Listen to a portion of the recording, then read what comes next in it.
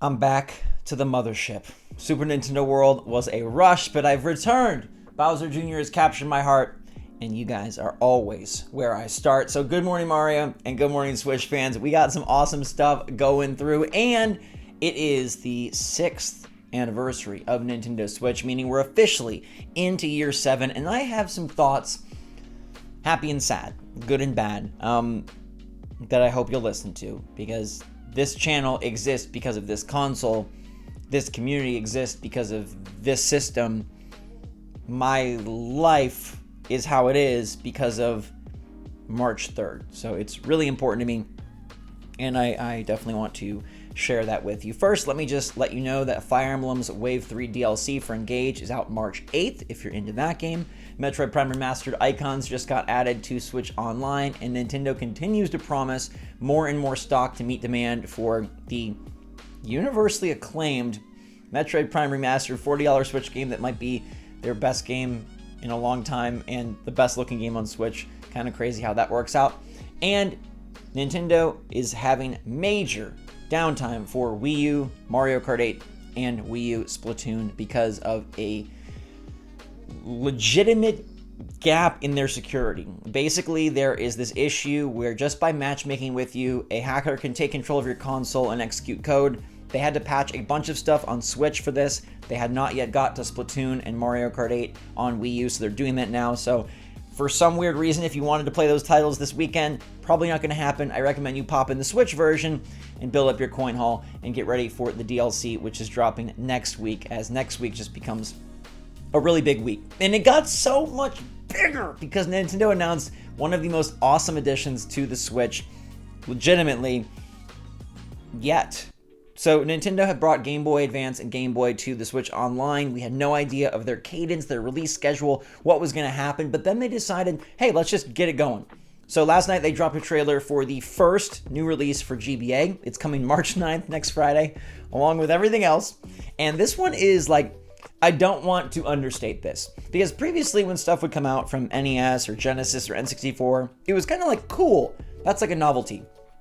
I really think GBA changes the game because these are legitimate experiences that feel really fun right now. I'm not saying you can't enjoy and have fun with an N64 game or an NES game, but it definitely, like, let's be honest, it's definitely more for the nostalgic blast.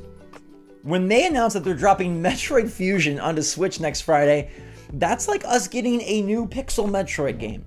Obviously, it's not brand new. Obviously, it doesn't have Switch caliber graphics or even modern gameplay ideas, but when you have like Minish Cap on the console, that's effectively a new Zelda. And when you add Metroid Fusion to the console, that's effectively a new awesome 2D Metroid. So for everybody that was jazzed by Dread, that's been reinvigorated by Prime Remastered, you now have another awesome Metroid, one of the best, and one I didn't finish. My brother did. And it's one of the few things that I just regret. We had a Game Boy Micro, and he would play it in class. Not really the greatest idea, but don't worry, the kid got amazing grades and fantastic scores in his SAT, so it didn't hurt him at all. But he beat it on a Game Boy Micro, a tiny screen, and now we have a much bigger screen, bigger than any Game Boy Advance ever could have played Metroid Fusion, barring connecting it to the GameCube and upping it to your TV that way. This is a phenomenal game. It's not new, but if you have Switch Online expansion, it's free. So they're dropping you a free Metroid that I bet a good chunk of you have never touched. And even if you have, it was a decade plus, a long time ago. So this is like introducing a effectively like retro Metroid drop now. A lot of games come out now with like the retro look and they're awesome. Just consider it this. I really feel like GBA additions to Switch Online, if they're monthly, are a bigger deal than any other game catalog addition to Nintendo Switch Online in the history of the Switch. We're talking the last 6 full years. Nothing has as much impact as these Game Boy Advance games. And when they drop Golden Sun, and when they drop Pokemon Pinball, and when they drop more and more titles, Metroid Zero Mission included, this is going to be something like, hey, this is really worth going and checking out. Not just for like the, 5 minutes of fun, but like, no, you could play the entirety of Metroid Fusion, and that's like a great game for March. Yeah, we got Bayonetta and Cereza's Last Wish coming out. Yeah, we got Fire Emblem DLC. Yeah, Mario Kart. You're also getting like a full Metroid. I don't know, if you've already played it and you think like, oh, this is overblown, maybe, but for me, it's a very big deal that Game Boy Advance has come to the console and that they're adding games because I think they're of a substantial level and of substantial quality and a substantial modern level of enjoyment that maybe doesn't apply as much to some of the past systems and the past inclusions. So get ready for Metroid Fusion. Hopefully this also means one per month for Game Boy Advance like we were getting for N64. I also hope that Nintendo doesn't one per month alternate. I hope we don't get like an N64 game in February, a GBA game in March, an N64 game in April. Like, no. You got to do one per month. So we have like a Game Boy game, a Game Boy Advance game, N64 game each per month. I think that's awesome. Keep it regular, keep it going, keep the subscriptions flowing, and continue to make Switch Online the best $4.15 you'll spend per month on any subscription service ever. Can't wait for Metroid Fusion. That's basically what I'm trying to tell you. Now, I also want to tell you that Detective Pikachu 2 has been officially confirmed. This was being rumored lately after it seemed like the movie would not be coming back for a second go around. It's now coming. Portlandia co-creator Jonathan Crystal is going to be directing Pokemon Detective Pikachu, live-action sequel. Ryan Reynolds, Chris Galetta is writing the script. Legendary Pictures is going to be putting it out there, and boom, we'll get more Pikachu action. The first movie is actually pretty good, very fun for the first try at this sort of live-action Pokemon movie. And I think they can make the second one even better, especially with all the cool mons from Gen 9. It should be super sick and sweet to see. Nintendo, I'm sure, will do cool stuff. Maybe they'll even have like little mini directs like they had for the Mario movie for Detective Pikachu 2, as we understand that this thing is like the media machine for Nintendo is moving along at a very fast and important pace. Their stock was not doing so hot, and it seems like they're going to be investing a lot in alternate forms and alternate ways to make money, and movies are going to be a significant part of it. All right, news and stuff, that's what we got. Nintendo Switch turns 6. The weirdest thing to me is like, it's hard for me to remember a time where the Switch didn't exist. Obviously, that was most of my life, but raise your hand if you agree. Like, the Nintendo we have now, the Switch we have now, right? The Nintendo Switch era feels like it's just Nintendo. It feels like Nintendo has always been this amazing, always been this great, and the Switch is just ever more. It's lasting forever, that's for sure. But it's hard to think back to 2016, before this system came out, before the big reveal trailer in the fall, before any of this happened, and we were stuck in a muck of a Wii U era that wasn't going anywhere fast. It's kind of just crazy to think that we now can play our Nintendo games portably on the TV wherever we want, and that's just the way of the world. It's hard to think that we didn't used to have the Pro Controller, the best controller Nintendo's probably ever made. It's hard to think that we didn't have the OLED and the light and the Switch and the dock and like all these devices and pieces of our life that are permanently just burned into our mind. They didn't exist. I think it's really magical that we're so far into this generation and it's still going so strong, that the gimmick and the idea didn't flutter and flame out. We've got potentially the biggest Switch release ever coming out in 2 months, and the system is now in its 7th year, which is incredible. You know, you can go on and on about ranking the years, ranking the games, but I just wanted to focus more on the personal side, which is the Switch launch was super great for me. It was Nintendo coming back to the forefront and returning to glory. It was me being able to create a whole channel around Nintendo, something that I found very hard to integrate into my other content. I previously had a Ghost Robo channel where I did video game walkthroughs, and it was very hard to get Nintendo stuff to really gain ground. I know I had a really good Pikmin 3 walkthrough, and I did some Mario stuff as well, but it wasn't all Nintendo, and it wasn't everything Nintendo, and I freaking love Nintendo. Can you tell? So this was a beautiful moment where I knew like, okay, I have an opportunity, and I can shift this to what I want it to be, which is covering Nintendo all the time. Truly, that's what I wanted. That's what I've always been most passionate about. So I've always been most excited about. And it was a blessing that Nintendo came out with this Switch console and that it worked. There was no guarantee that Switch was going to work. And there was no guarantee that SwitchForce would last, given how closely it was tied to the Switch. But thankfully, it did. And there were 3 members that made the SwitchForce. Like, the idea of SwitchForce wasn't a one-man force. It was a group. Now, SwitchForce has changed and evolved many times, but I'll use today as a moment to sort of reminisce about the beginnings, when me and my brother Jake and my best friend Gabe started this channel, and it was SwitchForce because it was 3 of us, the Triforce, 3 pieces of the triangle, the Switch, and us. And it was an excellent opportunity because not only was it covering what I love, but covering it with the people I love covering it with, and that I hadn't previously had a chance to directly work with in this capacity. It was also something that I made with an idea that maybe I wouldn't be the center of the show. I thought maybe my brother and Gabe would take over. It didn't turn out that way, and I'm really, like, it's sad to say that because ideally we'd all still be doing it. But I am grateful and glad that this is what I get to do day in and day out because I do love it. I'm glad that we got to do it together for as many years as we did. I'm glad that even after my brother moved on, that me and Gabe were able to do it together for as long as we were, and we plan to do it forever.